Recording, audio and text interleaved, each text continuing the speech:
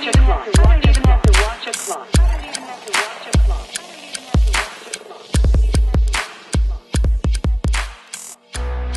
Hello, welcome to the Bold Moves podcast. I am the host, Mandy Bryce, and I am excited to share with you episode number 177. If this is your first time listening to the podcast, first of all, welcome and thank you so much. Second of all, let me explain a little bit about what to expect. Every Monday, I share interviews with amazing, inspiring people who have taken risks outside of their comfort zones and lived to tell about it. And this week is no exception. I loved chatting with Omozua Isiramen, I hope I didn't mess that up too badly, who is an incredible woman with incredible energy that just has the greatest laugh. I think you'll really enjoy this one. She survived an illness that she believes was from containing her emotions, and once she was bedridden and in recovery, she had a ton of time to think about it. And she has transformed into someone who is much more in touch with her emotions and now helps other people do the same and live better lives. So, without any further ado, here is Omozua. Hello, everyone. Welcome to the Bold Moves podcast. I am here today with Omozua, who is in rainy Belgium right now, right? Is that what you said?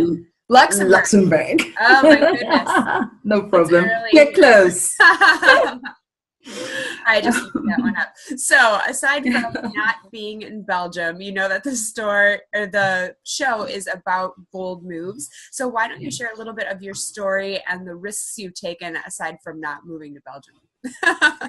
Exactly. So, I have always been somebody who has love to explore, love to help others explore, love to help others grow. And for a very, very long time, there was that thing I knew that I was avoiding in my life, which was while I was busy helping others and being a motivation and being an inspiration, I knew that when I was alone with myself, that I wasn't actually doing anything to take those bold moves myself. I would tell someone, you should do that. That's beautiful for you. You should, if that's what you feel like doing, do it. But for many years, I think I felt like life was happening to everybody else but me. Okay. I felt that,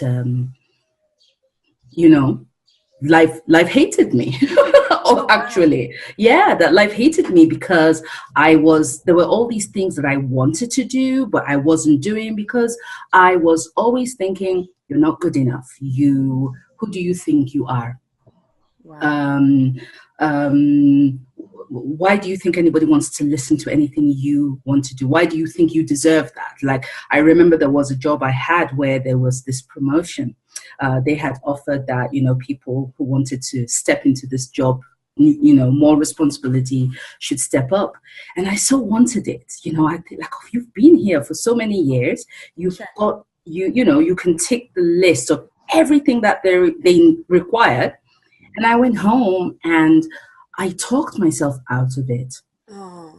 1,000 things. Why give it? Let boost somebody else. So I did tell my friend who hadn't seen this ad. I'm like, hey, you should go for it. It's really good for you. And so many little things like that started happening. And what I felt was frustration. Frustration and not really liking myself, because there was that not being true to myself. I didn't feel I was practicing what I preached. So I fell sick. Okay. That left me stress on your body. Yes. I fell sick, and then I remember that I had to be operated, and I was like, what is this new thing? But anyways, I don't know what I was expecting, but I do remember waking up after the operation, and that was that was just my breakthrough. That was a key moment when I realized that I woke up. I thought the operation happened. Oh, please stop, people. I'm still awake. And then I realized, okay, it's over. But then I felt this ultimate pain. It was such a deep pain. I couldn't move, I couldn't get up, but then there's that brain thing like saying, Omo, it doesn't matter. You have to show that you're strong. And that's something that I've always done. Show that you're strong. Don't let anybody know that actually inside you're crying. You feel weak. You're not always confident. And I got up, and I remember the other lady in the room was saying, I don't think you can do that yourself. I'm like, I'm sorry. I'm an African woman here. We get up. My grandmother always used to say, when you have your baby, you get up. Don't sit around, waiting for people to help you. So I was like trying to get up. I wanted to go to the bathroom alone. This is 2 hours after being operated, or a few hours after anyhow. And the pain just overwhelmed me. And that was the moment that I realized that I had no control. I had no control over my body. The lady called the nurses. They dragged me back to bed and said, where were you going? And I was like, I'm an adult. I can do this myself. I can go wherever I want. And they said, well, no, you've got everything in place. You don't need to go anywhere. And that got me thinking when I realized that I couldn't do anything. I was in hospital for 2 weeks. Wow. I couldn't do anything on my own for the first week. I couldn't even get dressed myself. And that got me thinking. I couldn't escape from myself. I was in too much pain. So, you could watch television, you could read a book, you could do those kind of things, but I couldn't. And I started thinking all those thoughts that I would avoid by helping others, by just boosting others. I had to face mine for the first time. Wow. And then I realized all these emotions, it felt like a mountain that had built up. I felt this release, and I remember just crying and crying. And, the nurses were asking me, like, what can we do for you? And I said, I don't know. I just know that my heart is bleeding. I know that there is just all this pain, all this frustration that has to come out. And I started journaling. I journaled a lot during this period. Actually, I have all my journals since I was 19. Wow. So journaling has been something that is just such an amazing way for me to just release and vent, I call my journals Kimberly, by the way. They're all Kimberly 1, Kimberly 2, Kimberly, which is funny. I don't know why, but anyhow, I started an imaginary pen pal. I know. I think that was it. When I left hospital 2 weeks after, I realized how I had all done these bold moves, like moving to Luxembourg from Germany, like deciding I was going to study, like deciding I was going to become a teacher. And I never faced my emotions. I just never did. I didn't know. Actually, I didn't know that they were driving a lot of what I did, showing up, sort of like having a mask where you're strong. Don't show people that you cry. Don't show people that you get upset. Don't show people that something they've said or done has, brought you down. Just don't show weakness. Be strong, and that's quite tiring. That's that feeling I had that my heart was bleeding. So when after the 2 weeks, I was taken home by my very, very good friend, Karen, and then she left me. And that was a whole new thing because I still couldn't walk. Like it took me minutes. I had to crawl to the bathroom. There were no nurses this time. Yeah. So I had to do everything on my own. I knew that, okay, look, if you're going to get up, crawl to the kitchen, you are going to make sure that you write a list of everything that you need, because you know that it's going to take you minutes to get back. So I had this tray. I put everything on it that I needed. And I just cried.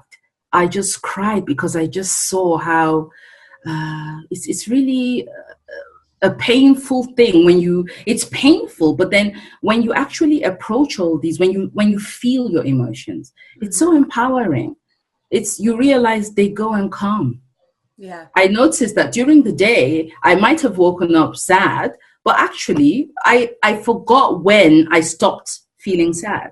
Right. And then I realized it's not I am sad. I realized it was I felt sad.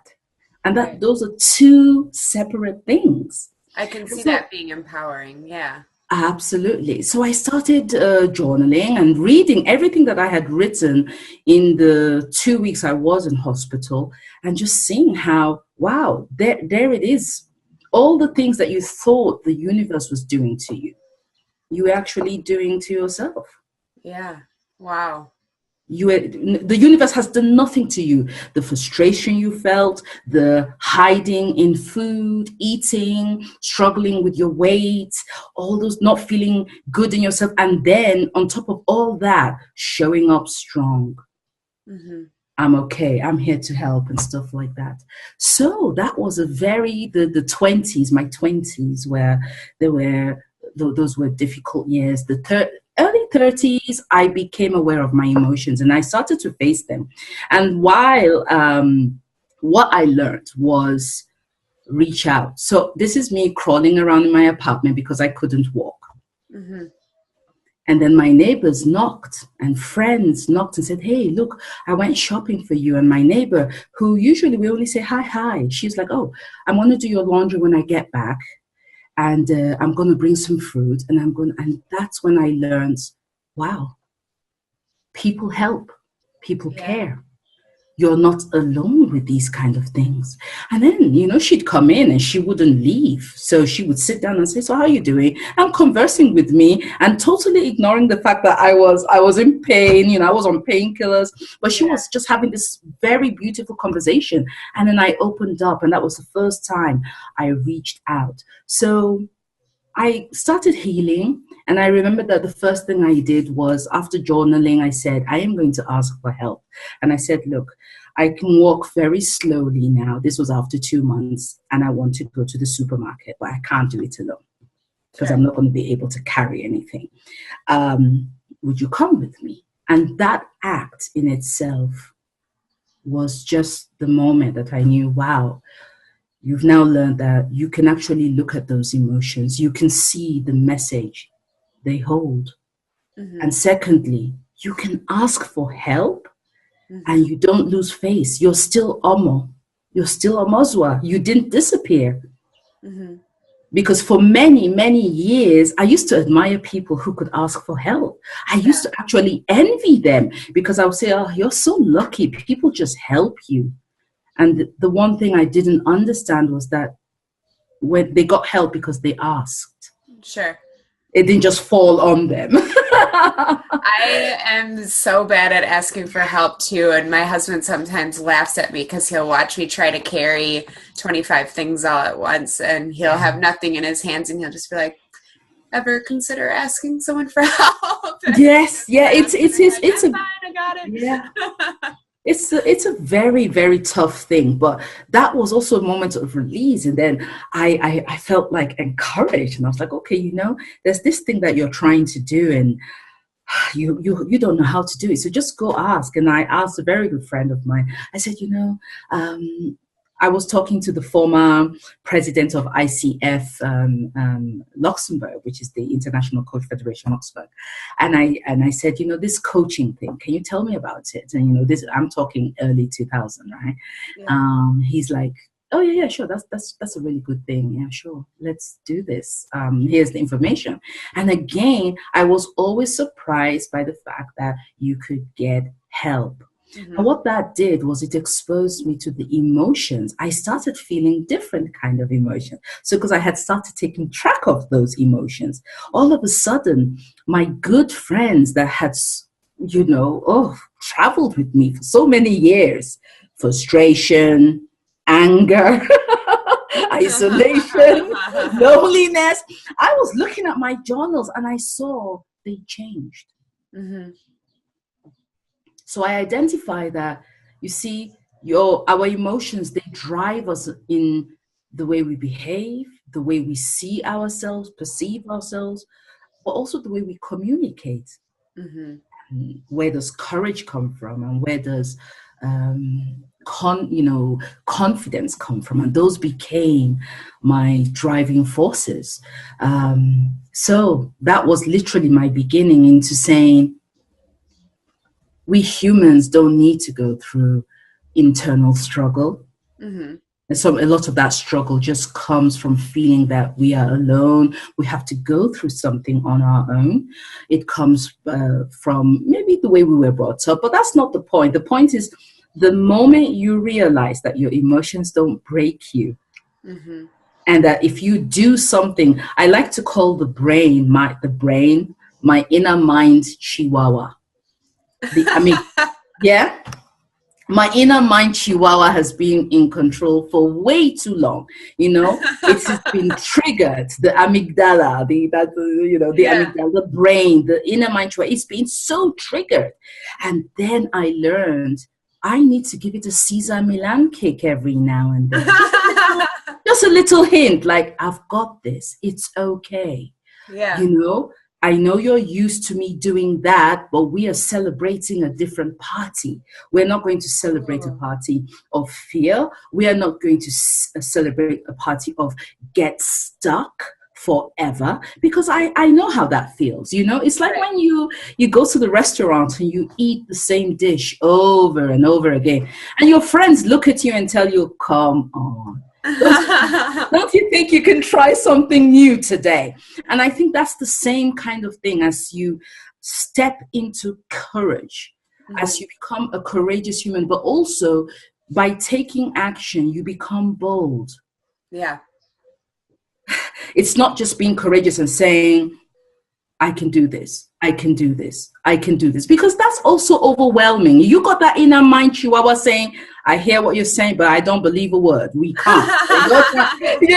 It's like you have two opposing forces. So there's that thing you're saying, but that there is also that insight that is not set at all or programmed for this new thing that you want to attempt. So in my work, it is really people say, I want to be able to speak up. I want to be able to just feel at ease in myself. Sure. I want to be able to tap into my insights. Yeah, but how can you if you're not ready to actually put a finger on what emotions it is you feel? Right. If you're bullied, I'm working with someone who said, I have to be honest, I bully people. Wow. That's brave to admit. That's brave. And that's the first step. And just know the work I do is always, or if you want to approach your inner development, growth, it's doing it without evaluation and judgment, because we're human. Right.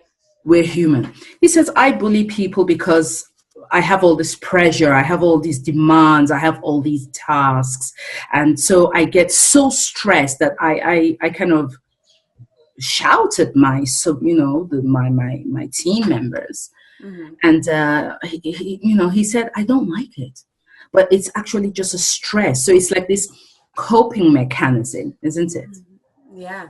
It is your body feels something and your brain interprets it as unpleasant. The inner mind chihuahua goes to its store to look at, okay, how can we react to this thing right now? And then realizes, oh no, we don't have a formula for that, so we need to panic. And in the panic, it might come out as anger, it might come out as shouting, it might come out as bullying, it might come out as lashing out at someone. This dis-ease, I like to say dis-ease. It's in dis-ease that you feel. And there are so many ways of reacting, or better, responding to it. So we have to learn more to respond. The idea being, it's not because I feel angry that I have to now let it out on someone else. Right. It's not because I feel frustrated that I need to make others feel miserable. Right. But even greater, it's not because I feel a certain unresourceful emotion that I have to remain stuck. I can choose. Am I going to go about this resourcefully or unresourcefully? The best that anybody can ever be for their environment is first by being the best for themselves. I agree. Yeah. This is what you can teach your children. This is if you can teach your children to become calm and understand what they feel, then they won't go to school and bully other kids because they feel an emotion. So emotion has a lot to do with how we behave, how we communicate, how we treat others, what we say. Taking responsibility also, of the ecology of other people, but yourself, and making the world a bit better, starting from that little act, that little response that you put into place when you feel something, when you stop, when you breathe, and when you ask yourselves power questions. We can say, this is a mouse right now. It's a mouse. I like the color red. This is a mouse. Indeed, it is. And we can tell 20 different people to say, just look at it, and you've got 5 minutes each to write down what comes to your mind, whatever that is.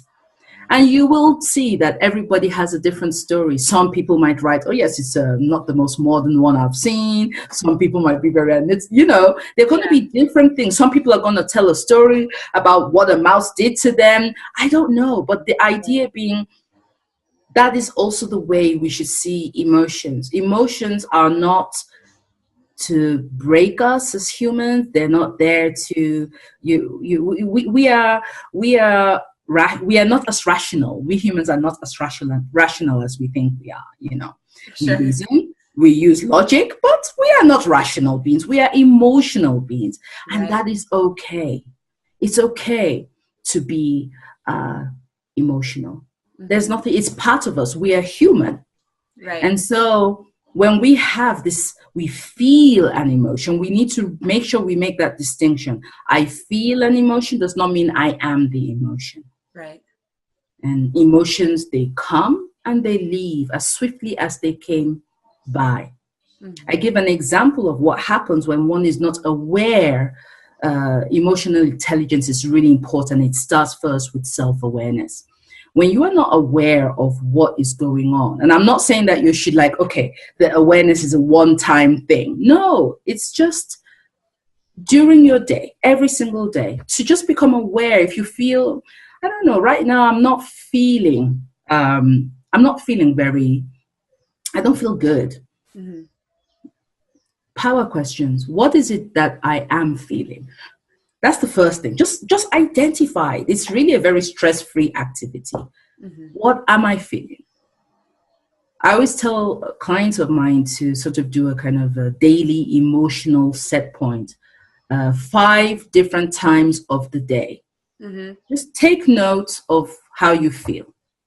At any time, random, 5 different times, and look at it for over a week. You'll be astounded by what you feel. Yeah.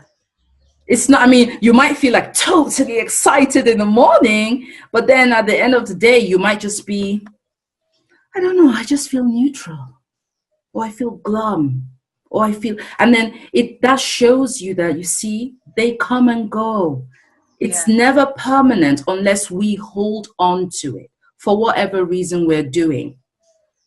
I remember a little boy I was working with, and he hit his younger brother. So his mom, well, I wasn't really working with him. He wasn't really a client per se. I was wondering, I'm like, I've never heard of a coach working in this way with a kid. I was going to ask.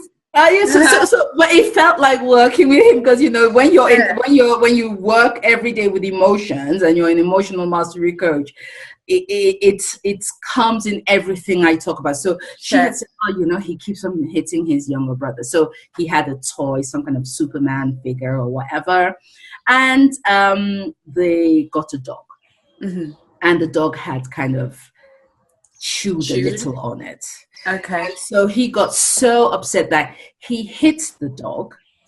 Okay. And the younger brother, so that we're talking, this boy is about, I don't know, he was 9, and the younger brother is about 6, 7. Or the younger brother was so sad, like, how could you hit our poor dog? And he was still so furious about his Superman. So like he chewed my my toy. Yeah. And the younger brother had said, I am going to tell mom what you did. And something happened to this boy. He had to now, he was like, you can't tell her. You can't tell her. And the younger brother said, I will tell her that you hit the dog. Yeah. And so this boy now went from anger. And as he realized what his younger brother was going to do, and then you see the inner mind chihuahua, or let's say the amygdala, the brain, realizing the consequence of the action of the brother. So he went from being angry about the toy to then experiencing fear. Right. Okay, he was afraid, like, you can't do that. And the younger brother insisted, I will. So what happened was that the boy said, well, you did that and that and that and that and that, and I'm going to tell mom. If you tell mom that, I'm going to tell. So you see, revenge. Yeah. Another emotion. You know what I mean? And then at some point, the brother was crying, like, you cannot do that. So it was a mixture of pity and the dog and his toy, and he's just this and that. This is just to show you how whatever deeper, when depression doesn't start with depression. Right. It always starts with an initial feeling, and then it mounts up. And the more you lock that inside, and the more you don't speak about it, and the more you don't feel that you can voice it out, the worse and more it just gets unresourceful, and it keeps you stuck. Yeah. And I know how that was for so many years, that I was just always so exhausted, not because I run marathons or anything. I was internally exhausted of acting like I am okay. I loved your description of the word unresourceful emotions, because I took a long time for me to not identify them as necessarily negative or positive, but there's definitely times that I felt like, okay, this is unresourceful. This is, I'm wasting time with this. So It's really interesting to hear you say that. And you mentioned that one way to handle that is respond instead of react, which I'm familiar with that concept, and it makes complete sense. But then you also mentioned power questions. Can you tell me a little bit more about what that is and how people can use them? Power questions are super awesome, just like power observation. So power questions are, you are feeling a certain emotion, you feel stuck, you just notice that you're not getting any further. Okay, I don't know, you have an interview coming, or you have something challenging that you're about to do, and you feel fear, or you feel anxiety, or whatever. And the usual thing is, well, you feel anxiety, and then that's all you talk about. Right? So it just keeps on going, like, okay, we are afraid. What happens if I miss my train? Oh my God, if I miss my train, then I'm not gonna get to the airport. Oh Jesus, what if I lose my, everything is okay. It just gets worse by the second. So that is one way of saying things. But we can also, you see, those are questions, right? What if? What if? What that? But how about if we also ask questions like, what if everything goes well? What is fear trying to tell me here now? I am going to go to a new country I have never been to before, and I have heard that the place I'm going to is not the most safe place. What are other questions I can ask? Like, okay, do I have, do the 3 people who can help me, do they have my number? Do they know where I am? Do they know what hotel I am in? That gives me calm. Very good.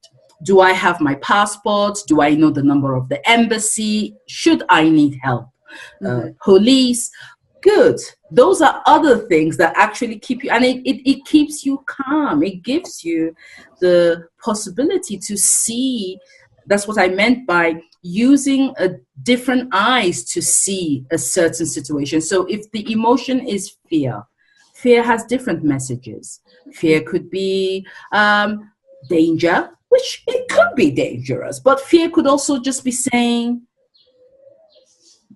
just be careful, take precautions. Right.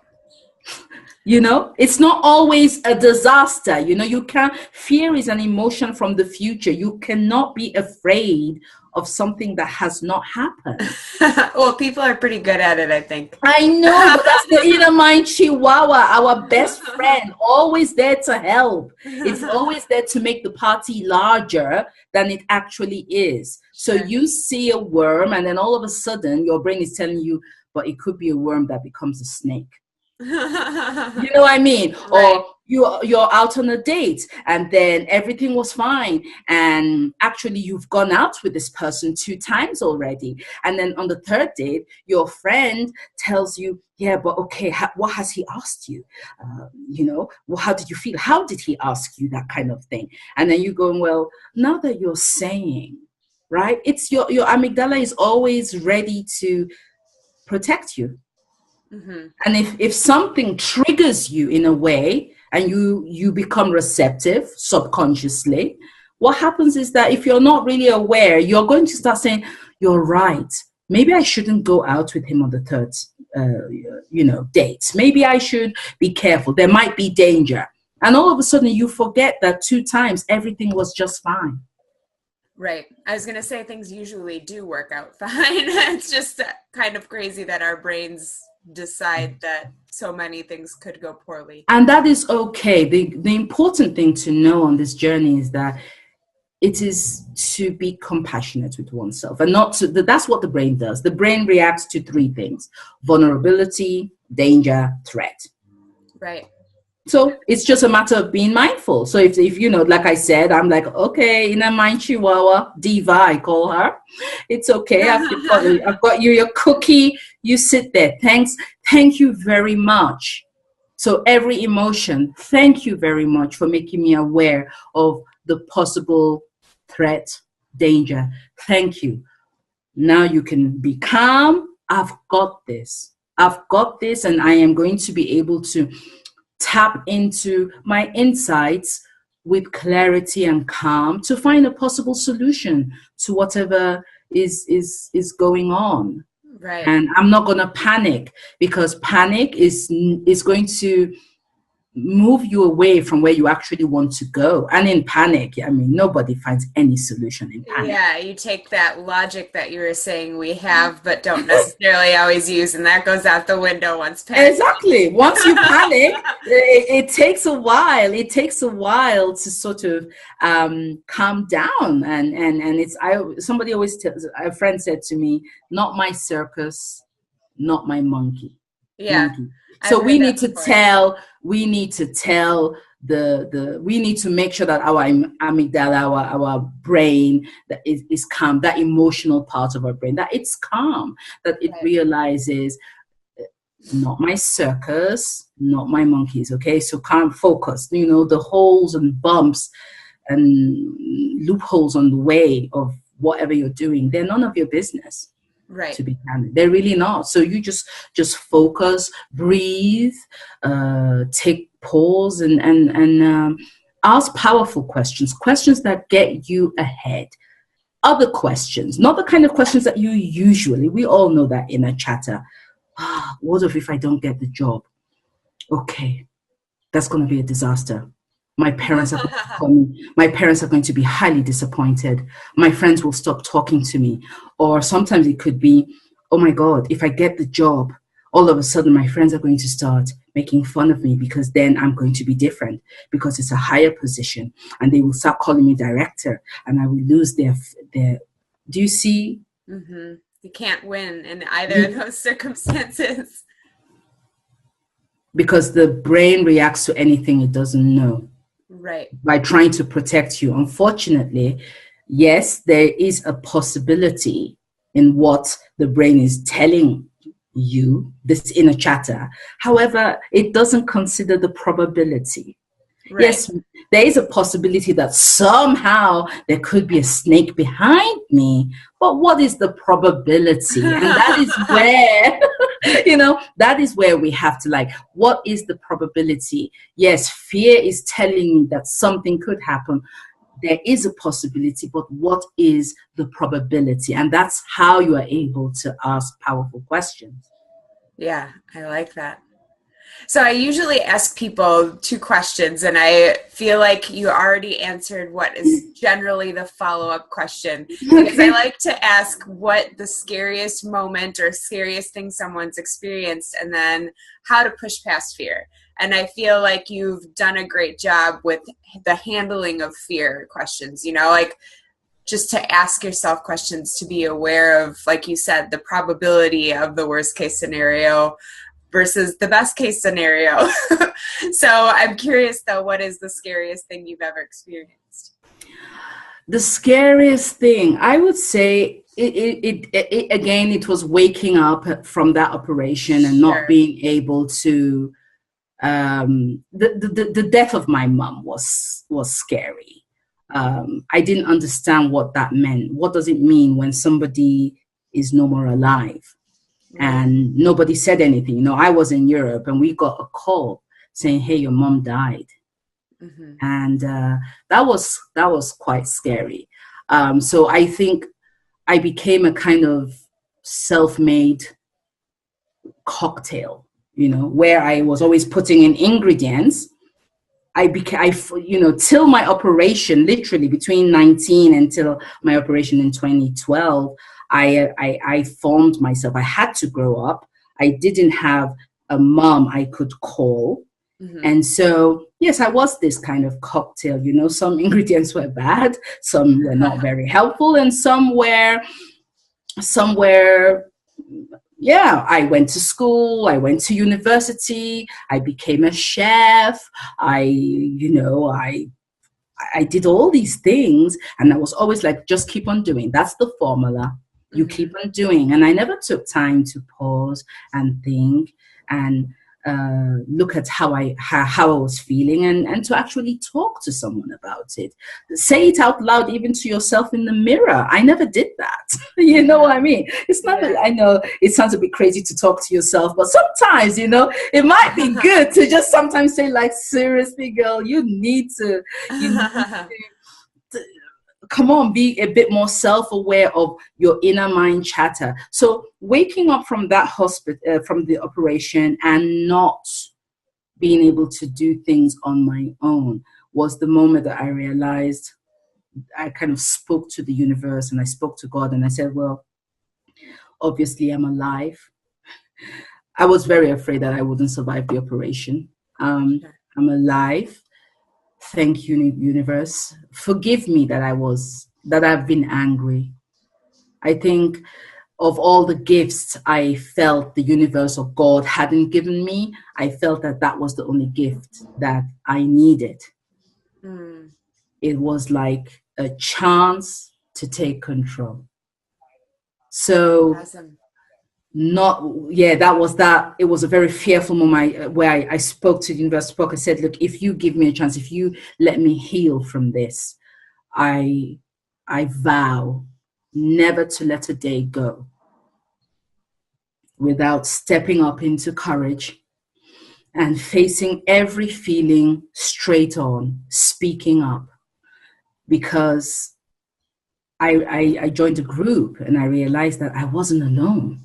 So, when I started to, after I asked my neighbor to walk me to the supermarket, which she did, and then I said, I'm going to join a group, a kind of group where people just talk. And then I realized, whoa, humans talk. Actually, if you leave your apartment and where you're sulking and feeling sorry for yourself and watching Bridget Jones, one and two, just to intensify your frustration and feel sorry for yourself, I started learning the stories of other people. My neighbor who told me that she lost her whole family in the tsunami, her 3 sons and her husband. That's And heartbreaking. I saw her. I was like, but you always smile. Are you not supposed to be like sad or something? And she said, oh yeah, I went through the emotions. And Yeah. again, I saw like, whoa, see, emotions are not there to break you. Mm-hmm. And another thing, life happens. Again, it's not positive, it's not negative. Life just happens. And I think that is a very important message. um, Sometimes it's easy when it's nice and fantastic, Sure. and sometimes it's a little less easy. So it's okay. Be okay with yourself. It's Mm-hmm. about resilience. Resilience is don't only smile or don't only be strong when everything is going smooth. And becoming strong does not mean that you have a straight road. Sometimes you're going to have a curvy, windy road, and that's also okay. And it's only about navigating Mm-hmm. this as life happens, okay? Wherever you are, whatever stage, whatever phase you are. And I learned from this woman. She said, I went through the emotions. I held on to something, and I saw my husband, and I saw them just leave, and I felt guilty forever that I didn't join them. But I held on to life, and I'm living. Mm-hmm. I go to old people's homes sometimes where I read stories or just listen to them. Mm-hmm. And I hear stories of life, stepping up into courage, from the old people's generation, when Sure. they couldn't speak up. It wasn't allowed. You didn't speak up. It didn't matter what you felt, but how they dealt with it. They decided, they chose to say, well, that's the way it is. But life goes on. You go with the flow, and you choose, is it going to be a dark journey, or is it going to be a light journey? And you also decide on the journey. I always say, like, you have a rucksack on your back, okay? Mm-hmm. And as you travel, if you're like me, um, you pick things up, okay? You put them in your Sure. bag, okay? And as you travel, you might reach a place that's a little bit steep, okay? You have to decide, am I going to look in What to that carry with bag, me. and am I going to carry everything up with me, or am I going to look into that rucksack and actually check if there's anything I need to leave on the roadside Sure. because I can't take it with me? And that's also this idea of letting go and healing. I had to heal. I had to heal from what I felt was the punishment that I punished myself by feeling frustrated and not doing things. And I had to realize one day that, hey, stand up. It's not a matter of time. If Mandela could come out of prison 27 years and become the president, for goodness sake, he forgave, he strived on, he didn't give up ever. Yeah. Who are you, little peanuts, to start whining, literally? So Yeah. it doesn't matter how much time is gone. That's not the point. It Right. doesn't matter what you have not done. That's not the point. It doesn't matter how much time you've lost. It doesn't matter what qualification you should have by now. It doesn't matter what you have, which opportunities you've missed. What matters is, in the moment you realize that you can take your life back in control, in the moment you realize that the emotions don't break you, rather they are a message. Actually, they are tools.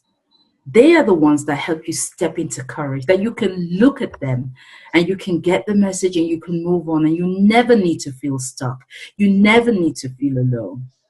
All the things that your brain tells you you cannot do, well, that is a possibility. But what is the probability? And I'm not saying, like, now if you want to say, okay, I mean, there are people who are 70 and they say, I want to become a model, and actually everything is possible. Sure.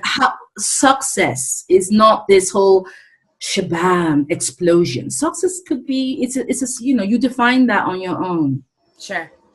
And if you say, well, I'm just going to become a model in my little local village here, that's Yeah. it. And that's how we go through life, because life is short. Mm-hmm. Life is very short. And so it's a choice. Are you going to go through life feeling weak, frustrated? That's a choice.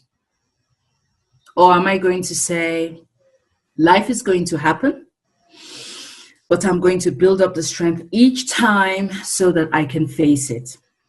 Sure. And if I can do that alone, that's also good. And if I need help and support, that's also good. But as long as I am alive, I want to go through life with ease. I want to go to my job and be able to just speak up. I want to go to my boss and say, I would like this opportunity to advance in my career. I want to be able to say, I want to change jobs. I want to be able to be strong when I communicate with people for results, because I'm not communicating emotionally, emotionally triggered. Right. I am communicating from a place of compassion, not to diminish anyone, not to ridicule anyone, not to belittle myself, but a space where it's a win-win. Right. What, you shouldn't want anything else. If you have a teenager, I also do this neuro-coaching, and understanding the brain is not our enemy. Indeed, Yeah. you can use your brain to tap into insights, creativity, you peak performance. Peak performance is not just doing, but actually understanding when you should give yourself a pause.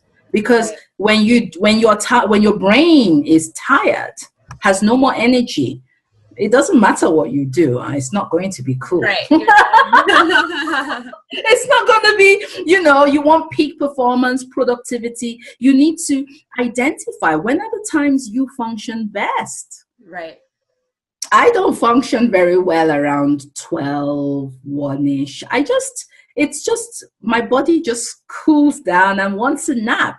I have been having naps for 10 years. Huh? Yeah. I just need it, unless I can't. Of course, there are situations where I can't. But overall, I feel that's when I do the things that don't really need my full attention. Sure. And that's what executives or managers or team leaders or entrepreneurs, that's what you also need to know. Take your time. Know when are you at your best? When should you, and self-care. Yeah. Self-care. Self-love. That's becoming so good, like so big right now, self-care. Finally, I think we're kind of recovering from busy being extremely glorified. And I think that that's still happening, but I think that people are finally realizing that it's not realistic to consistently do that to ourselves and still expect good results. It's just, it's facing the music of life, we are there's a phase you're 20, there's a phase you're 30, there's a phase you're 40, etc., etc. Your body is going to do what it's going to do. Mm-hmm. You can tell yourself being busy is super. Yeah, that's self-talk. You can convince yourself to believe anything. Sure. You can believe it's going to go on forever like that. You can also be compassionate with yourself, Mm-hmm. You can be kind to yourself. You can take care of yourself mentally, in and out. Have a break. I mean, there's always a price of everything, and there's a consequence. And it's, again, taking responsibility. You can work and work and work and have all those emotions that are telling you you're not spending time with your family. You're not taking care of yourself. Okay, that's even more emotions. And so this is I think it feels very toxic to work like that. Sure, it sounds like it. Yeah. It's toxic. So it doesn't matter how beautiful we make it sound by saying, oh, I'm so busy. Oh, geez, I'm so busy. Yeah. But check the ecology of things. Yeah. Really, be honest and check the ecology of things. Is there a struggle? Do you feel extremely exhausted? Do you feel that one more responsibility is going to break you? Is if that's the story you hear, then I think it's calling for action. Those emotions are telling you it's like a rice cooker, a steam cooker, it's like pressure. Pressure. And at some point, the pressure has to be released, and it releases itself in different ways. Right. It can be resourceful or unresourceful, but we can actually play a role in what direction it goes. There are things we can navigate. Sure. You know what I mean? Of course, when somebody falls sick, there are not all kind of, you fall sick, but what I mean is that there is more we can do actually to keep ourselves in good states. Yeah. Beyond absolutely. certain illnesses that can take one over though. Yeah. I'm curious with the recent news. So the time that we're recording this right now is a week after the suicides of Kate Spade and Anthony Bourdain. And I assume that this has been globally felt, not just in the United States. Yeah. I'm wondering, with your expertise, if you have any just like comment, opinion on how that happens, or just a general response. I'd keep it general. Sure. Just because, first of all, many people, I know people who've committed suicide, personally. Okay. Sure. And it's I just from a human perspective, I find it's the saddest thing ever when a human being reaches a point where he or she does not see anything but bleakness and sees no other way out than to say, I am alone. I guess that they feel alone, deeply alone, that they can't reach out, and that they have to end their pain, right? Because it's a pain, it's an inner pain. Sure. So for these two people, Kate Spade and the guy, what's Anthony Bourdain. Exactly. I think that's just sad. Just like for any other person that has committed suicide, to be candid, whether you're famous or not, I think that there's a human thing there of just not being able to talk about how you feel, because there's a stigma that if you do that, you're weak. It's vulnerable. Again, the brain doesn't like that. The brain will do anything to protect you. So you don't talk about it, it's going to protect you from showing up vulnerable. And the more you pack that, the more you don't talk about it, your body will react. Just like in my case, I fell ill. Can you imagine? Right. 2 months. And wow, your body does things and creates things, and your mind does things. And once you're down, it only, you would think it can't get worse. But I have experienced myself that it got worse. I thought, oh man, you can't get any more frustrated than you are, or any more sad than you are. And I did. So I can imagine that somebody in that situation, I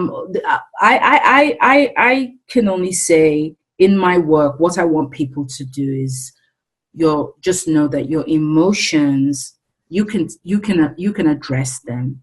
You can look at them, and you should not feel ashamed, because out there in the world today, you're supposed to show up in a certain way. By whose measures? Why? Right. Show up as you. Be human. Step up into the courage and just say, I feel alone. I feel highly isolated. There's so many people who will be there for you. And you don't have to go and announce it on TV. It's enough to just tell someone who is super close to you. It could be a neighbor. It could be a family member. It could be a friend, someone who is close. I think that step in itself, hearing yourself say that, I think it helps when you don't have to be ashamed or feel guilty or feel that you have to wear a mask forever. Right. We are human. And if you're tired, you can put that mask down. I think every human being should be able to say, I'm tired and I just want to put that mask down. I want to know me. Who am I when I'm not wearing a certain mask, when I'm not trying to please everybody but myself? I truly believe the best that anyone can be for themselves, for their environment and people around them, is when they're good to themselves, right? Absolutely. It starts with you. And so I can only say that it is a sad, sad, sad thing. It can really, and it touches me. It touches me because I have, knock on wood, I have never gotten to the point that I felt I have been pushed to the wall and I have no more space. That's it. I've never reached that extent, but I do know how it has felt, just having not being the CEO of my emotions. Mm-hmm. I know it's really painful. I have had a lot of time to feel how it is. And the minute I learned about emotions, the minute I was like, wow, it's phenomenal. It's so phenomenal to know that just by me making a little tweak in the way I see this emotion, which I feel, it put me on a different path. Mm-hmm. And too many people cannot do that. Some people will say, what emotion, what is no. I'm more a rational kind of person. And that is exactly where the mistake lies.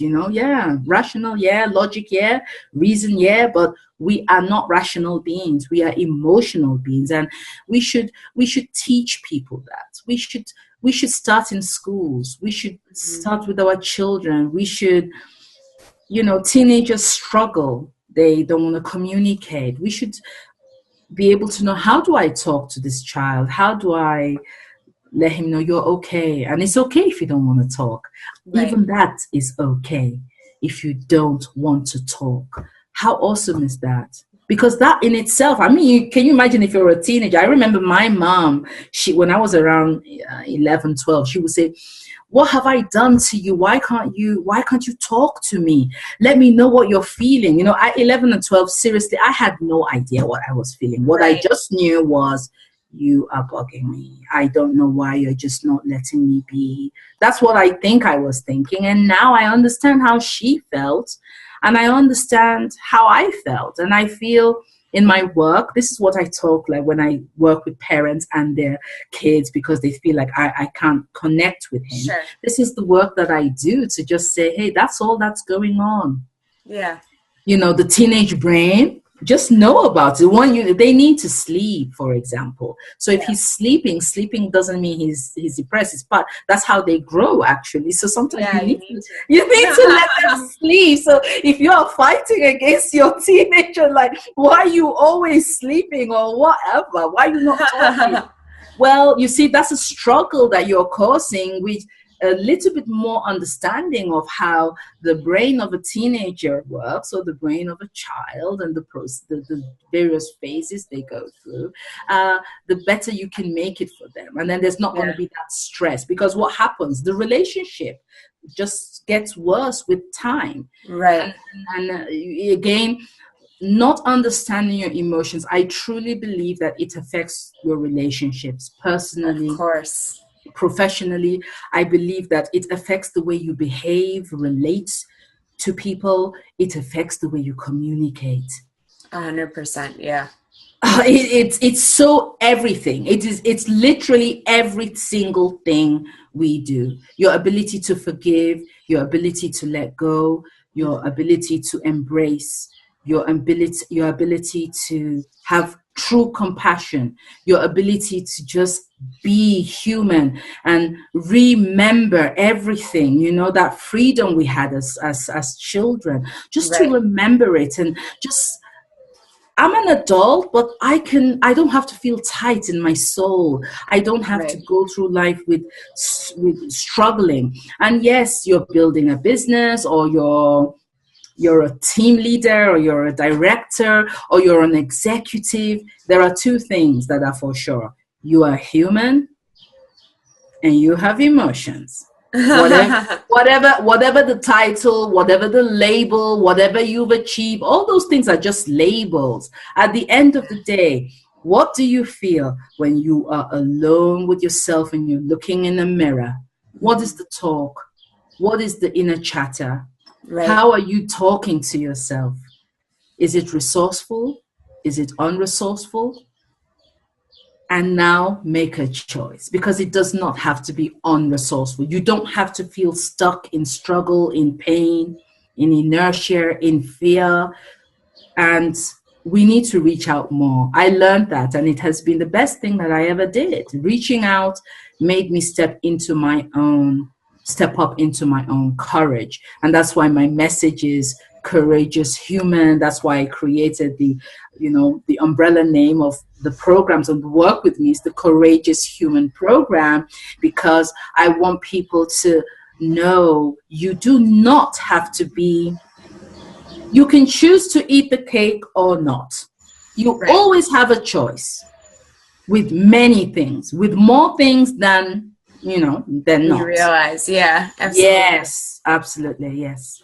So I'm curious. It seems like probably the answer is pretty apparent from what you're saying, but I always like to ask people what they believe their purpose is. If you're aware of your purpose, I know that can be dynamic and change for some people, but what would you say your purpose is if you?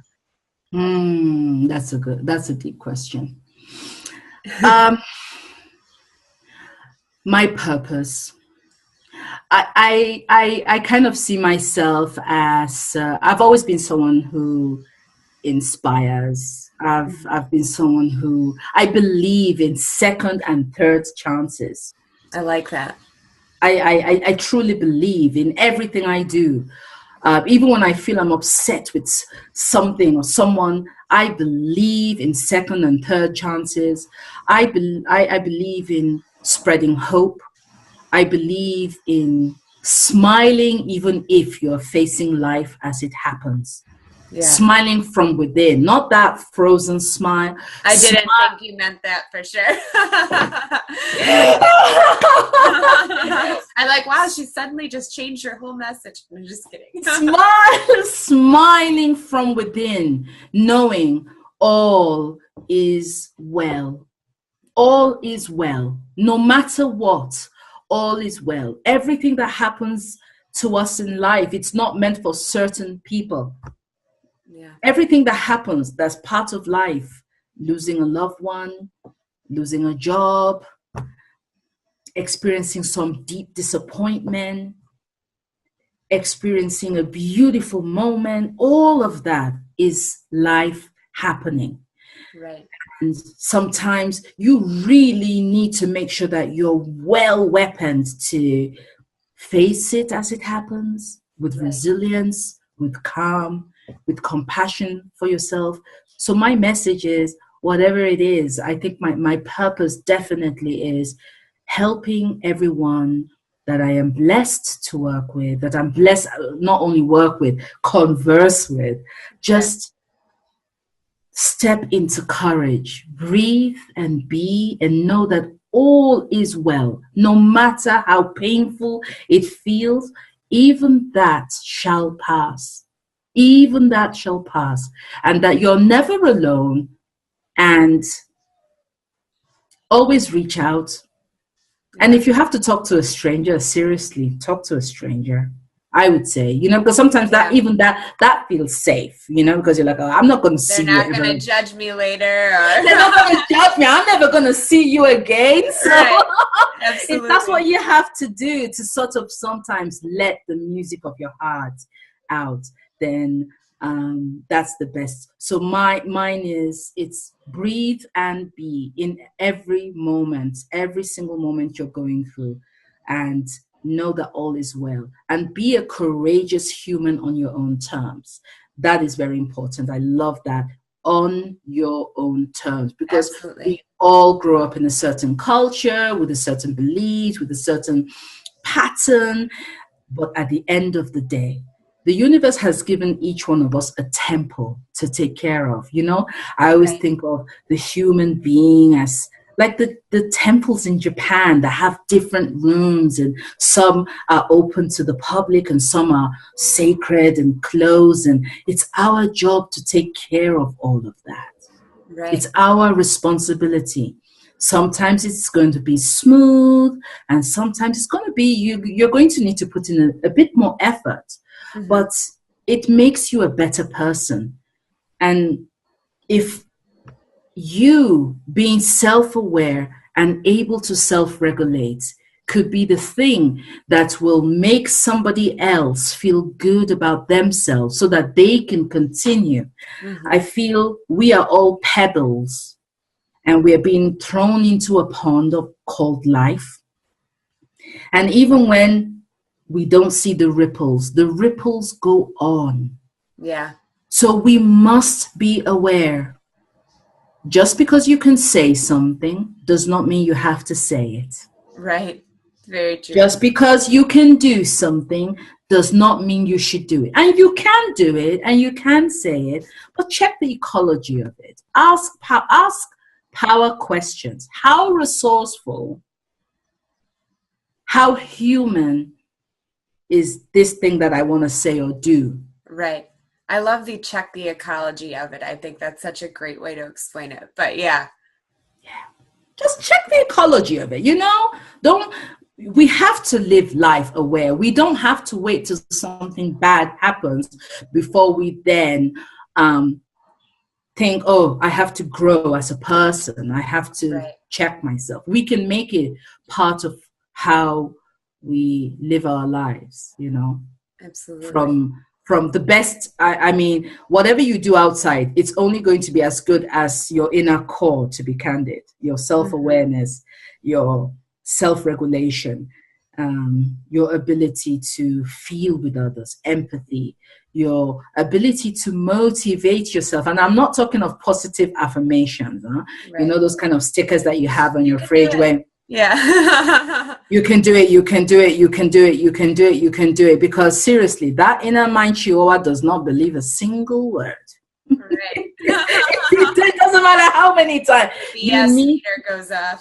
Yes, you need to, unless you make sure that you are operating from a place where your inner, where your brain, where the emotional part of you is not triggered, then you are able to tap into your insights and solutions with ease. And also, when you struggle using the brain of others, that's the more reason why you should reach out, because sometimes you are so blocked or you're so triggered that you can't feel it yourself. So actually talking to somebody and hearing what they have to say and what tips they can give you can be very helpful in you then being able to use that as a cue to your own creativity, your own ideas, your own ways. Like, what can I do?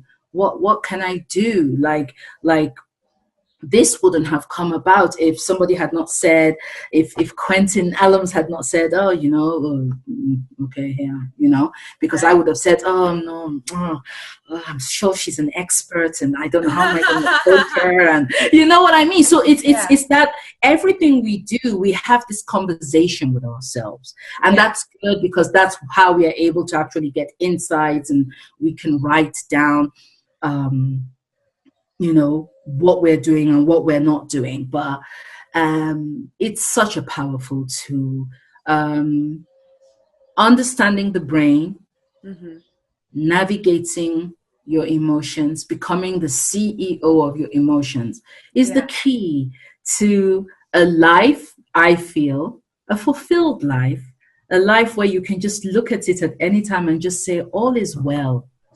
No matter the struggle I'm going, no matter what it is. As a human, Yeah. Absolutely. So it seems like so much of what you feel so passionately about and have become an expert about is really looking within as well as connecting with other people, which I definitely agree needs to happen more, especially as we rely more and more on superficial social media connections.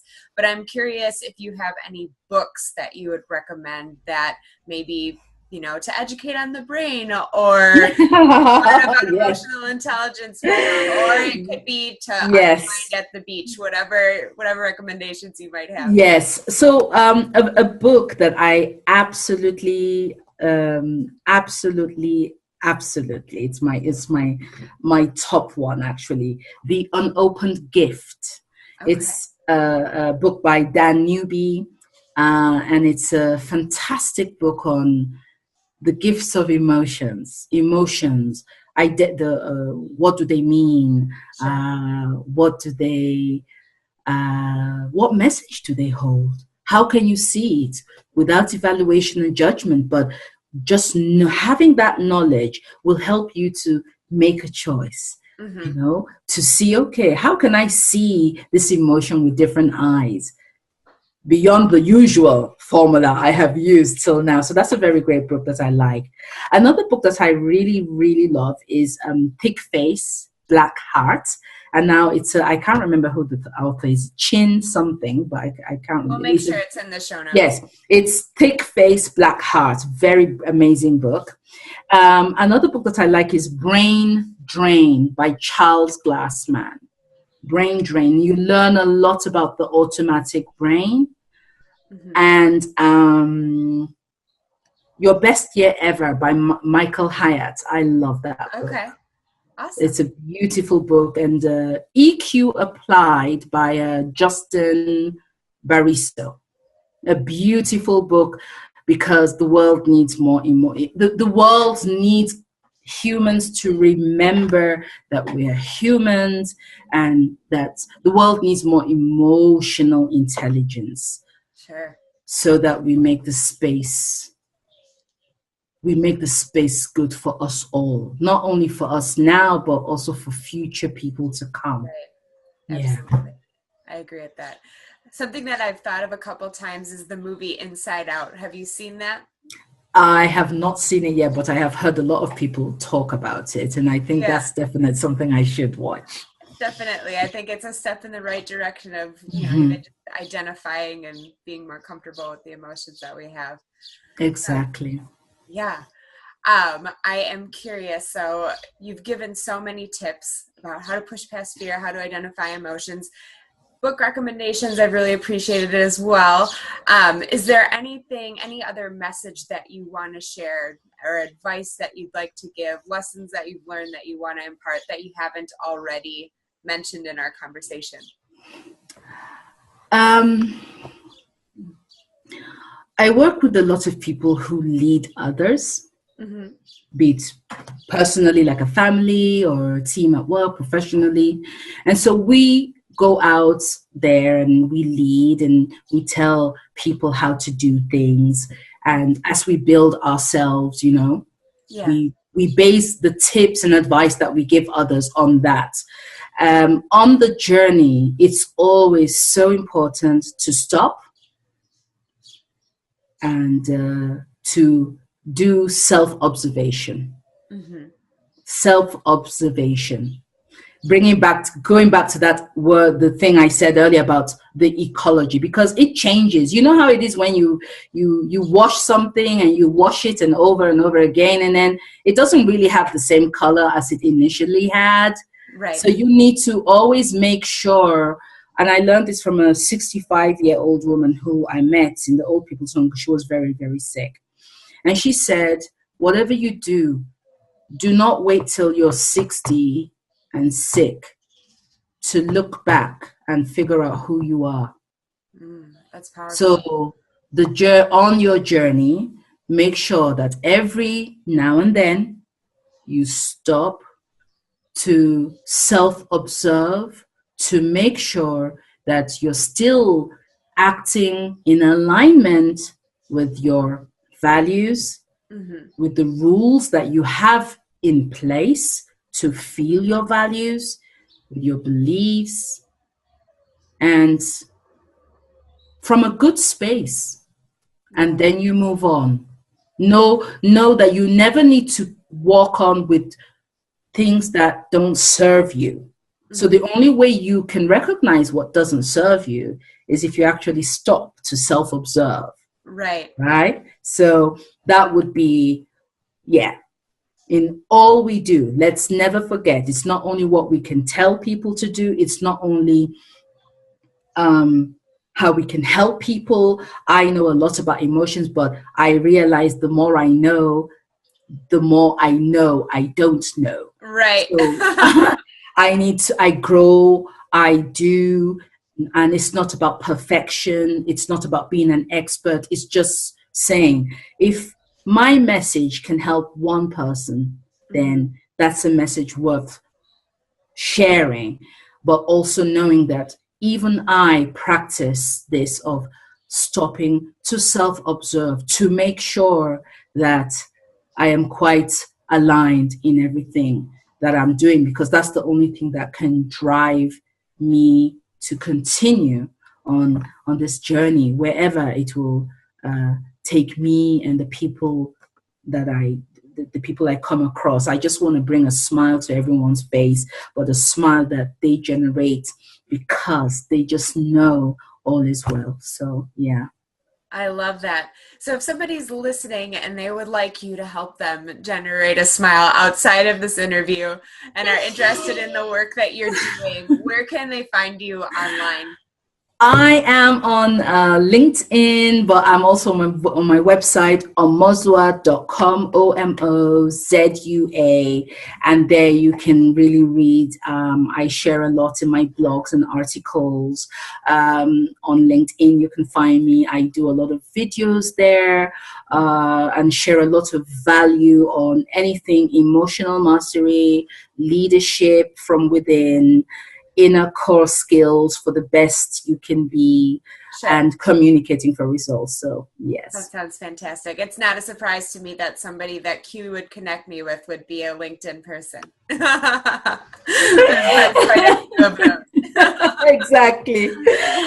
So yes, I'm very active. I'm also active on Facebook too. Okay. But I co-share things. I think I'm more very much more present on LinkedIn than on Facebook. So okay, cool.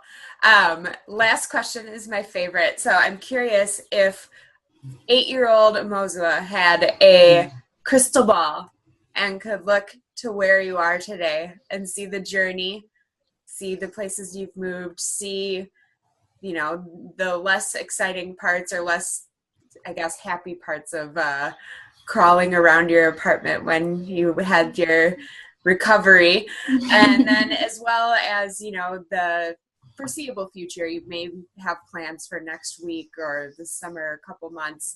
On a scale of 1 to 11, how excited would little you be to see where you are now?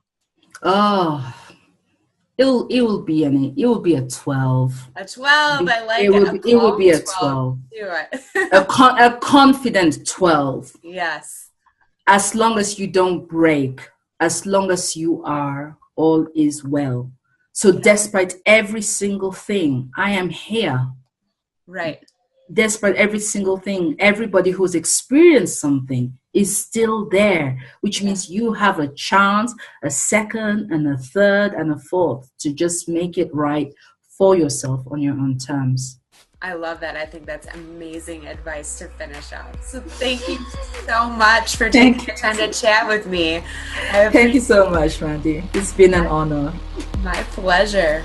All right, I don't know about you, but I think I'm going to be at least trying to be more conscious about my emotions throughout the day. I love that idea of setting a few times throughout the day to do a baseline checkpoint of how you're feeling. I think that could be really interesting to see, and maybe then after that start checking out why you might be feeling that way throughout the day, and if there's anything you can do to improve how that goes for you.